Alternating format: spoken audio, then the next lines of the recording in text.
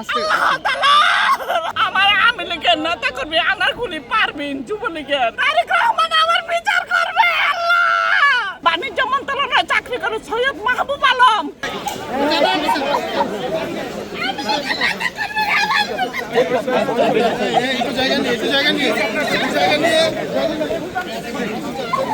দেখা করছে জিয়াউর রহমান উনি মহান মানুষ। আমার আচ্ছা আমরা একটু কথা বলি আপনার সঙ্গে তো দেখা করেছে। আমার 30 কোটি টাকা দিছে দাদুর ফকির সাইদ বীরপুর থানা। আচ্ছা আপনার সঙ্গে কথা বলেছে? কি বলছে তারেক রহমান কি বলছে? আমার জিনিস সে দেখবে আমার সত্যি বিচার করবে। আচ্ছা একটু আস্তে। আল্লাহ তাআলা রহমত করছে। আমার বিনা কারণে জেল খাটাইছে, আমার নির্যাতিত করছে পুলিশ দাদুর ফকির সাইদ। এখন তারেক রহমান কি বলছে? বলছে আমার বিচার করবে, আমার বিচার করবে। সে বলছে আমারটা দেখবে, আমার সত্য জিনিস দেখবে।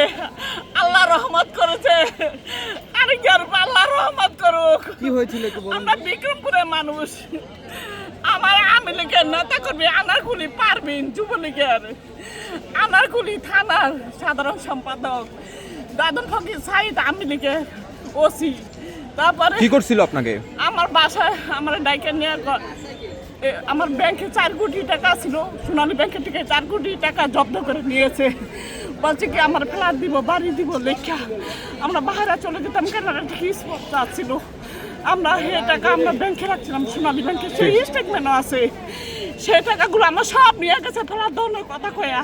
উনি বাণিজ্য মন্ত্রণালয়ে চাকরি করে সৈয়দ মাহবুব আলম, সে আমার টাকা পুলিশ দিয়ে জব্দ করে নিয়েছে।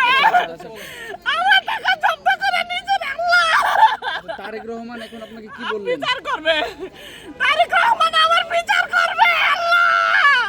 সৈয়দ মাহবুব রহমান বাণিজ্য মন্ত্রণালয়ে চাকরি করে, উনি আমি কথা আবার করে বিএনপি কথা কয়।